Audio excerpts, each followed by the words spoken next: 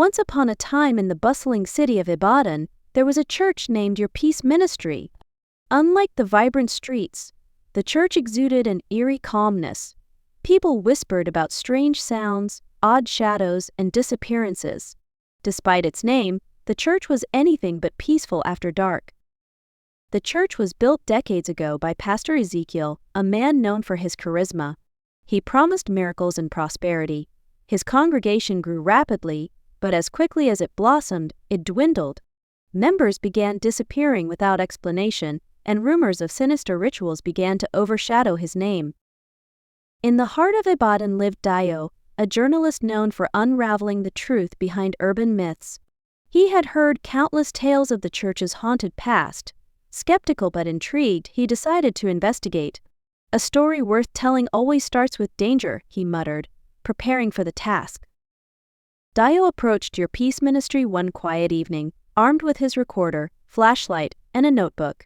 The church's heavy wooden doors loomed before him, their chipped paint bearing the weight of time.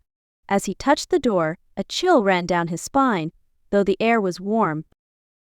Inside, the atmosphere was suffocating. The air was heavy, and the scent of damp wood lingered. The pews were oddly arranged, as though someone had pushed them aside in a hurry. An altar stood at the front, its surface adorned with a dusty Bible and an unlit candelabra. As Dayo moved further in, he noticed faded murals on the walls, depicting biblical scenes. Yet, upon closer inspection, they seemed off distorted faces, elongated limbs, and halos that looked like fiery rings. The artist's intent seemed less divine and more ominous, sending a shiver down his spine. The floor creaked under his weight as he made his way to the pulpit. There, he found an old journal with leather binding.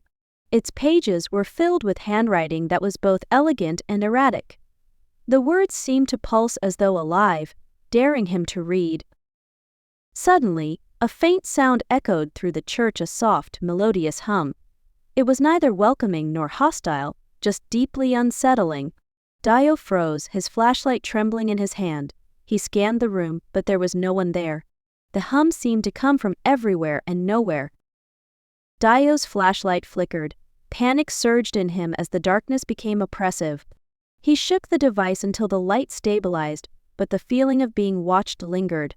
"It's just an old building," he whispered to himself, trying to shake the unease creeping into his thoughts. On the far side of the church, a narrow hallway led to a staircase. The villagers had warned him about the basement, claiming that it housed secrets no one should uncover. "Curiosity killed the cat," he muttered nervously, but he couldn't resist. He descended, step by creaking step. The basement was damp and smelled of mildew. Broken furniture and dusty crates littered the space. Against the far wall stood a large, rusted safe. The lock was broken, and its door hung slightly ajar. Peeking inside, Dayo found strange relics, bone fragments, melted candles, and a blood-stained cloth. Just as he reached for the cloth, a loud crash echoed from above. Dayo jumped, his heart racing. The noise sounded like pews being dragged across the floor. He quickly stuffed the cloth into his pocket and climbed the stairs, his breathing shallow and quick.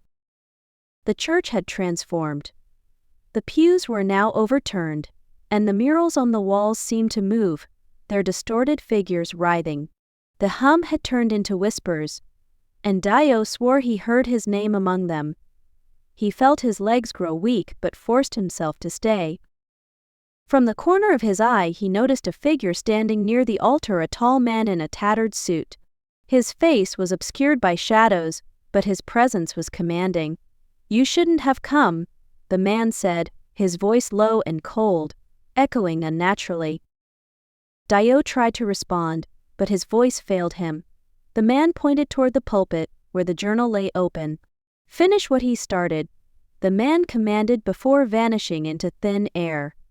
The whispers grew louder, almost deafening, as Dayo approached the pulpit, trembling. On the journal's open page was a diagram resembling a ritual circle. Symbols surrounded it, glowing faintly.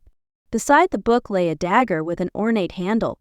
Dayo hesitated, unsure of what he was being asked to do. The oppressive energy in the room grew unbearable. "What happens if I don't?" Dayo whispered to himself. Almost immediately, the air shifted, and a low growl filled the room. Shadows pooled on the floor, forming shapes that crawled toward him. He grabbed the dagger and the journal, desperate to find a way out. The growling shadows began to take form, twisted figures with elongated limbs and eyeless faces. They clawed at the air, their movements jerky and unnatural.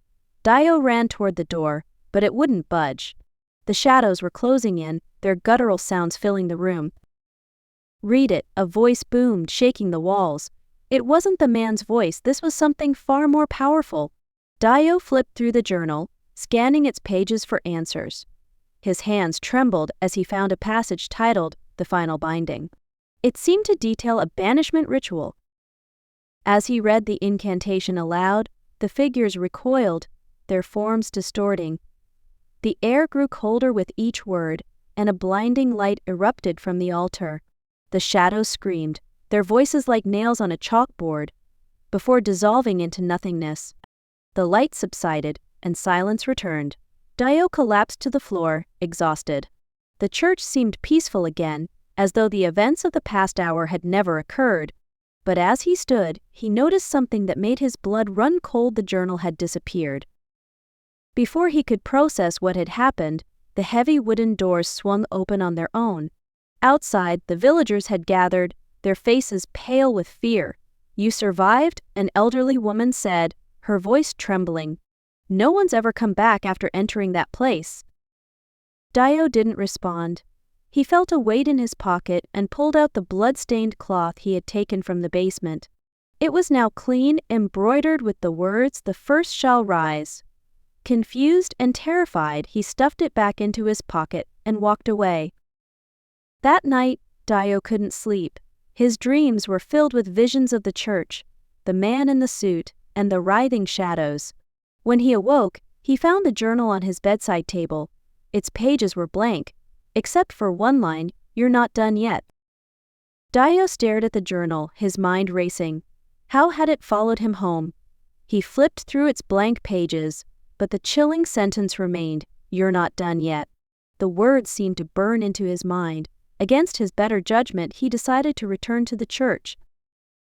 The next evening, he found himself once again standing before your peace ministry. This time, the air seemed heavier, the silence even more oppressive. The doors opened without him touching them, creaking slowly as though inviting him in. He hesitated but stepped inside, clutching the journal tightly. The church appeared as it had the first night, pristine but unsettling. The altar was empty, and the chandelier swayed gently, though there was no breeze. "What do you want from me?" Dayo called out. His voice echoed, but the response came as a soft chuckle from the shadows. A figure emerged from the darkness, cloaked in a black robe. Its face was obscured, but its presence exuded malice. "You open the door," it said, its voice layered with many tones. "Now you must close it." The figure gestured toward the journal, which began glowing faintly. Dayo's pulse quickened. "What door? I don't understand," he shouted. The figure didn't reply but pointed to the far wall, where a mural of a large, ancient tree appeared. The tree's roots twisted into symbols identical to those in the journal, pulsating with an ominous light. Suddenly, the floor beneath him cracked, and a deep pit opened. Dayo stumbled backward, narrowly avoiding the chasm. From the pit came a cacophony of screams, each one laced with unimaginable pain. "The door to the void," the figure said, its tone devoid of emotion. The journal flipped open on its own, landing on a page marked "The Seal of the Root." The instructions detailed a ritual requiring blood, fire, and a chant written in a language Dayo couldn't comprehend. "You expect me to do this?" he asked, his voice shaking. The figure nodded. "If you don't, the void will consume this place and everyone in it. You've already started the chain, only you can stop it." Dayo's stomach churned, but he couldn't ignore the growing rumble from the pit. The ground shook violently. Reluctantly, Dayo began gathering the items listed in the journal: a dagger, a torch, and a small vial of liquid he found on the altar.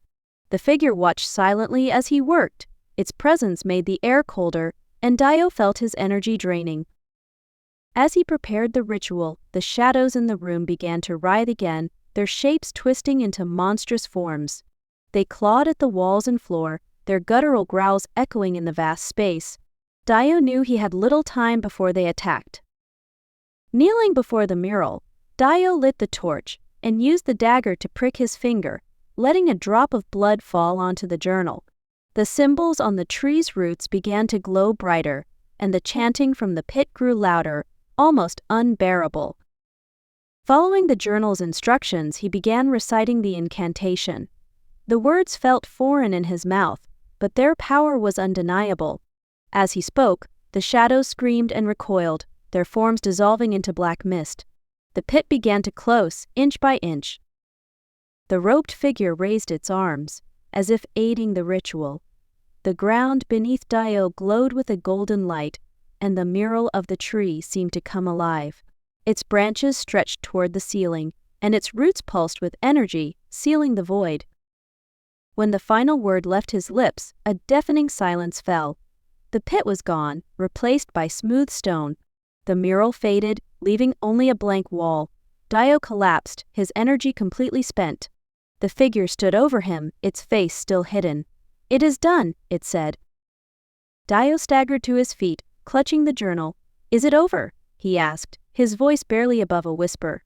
The figure nodded but added, "For now." Before he could ask what it meant, the figure dissolved into smoke, leaving him alone in the silent church. Exhausted but alive, Dayo exited the church to find the townspeople waiting outside. Their faces were filled with a mixture of relief and fear. "The shadows are gone," an elderly man said, tears streaming down his face. Dayo nodded, but deep down, he knew this was only the beginning. Thank you for sharing this compelling and deeply emotional story. If you enjoyed it, please consider liking and subscribing for more stories that captivate, inspire, and shed light on important issues.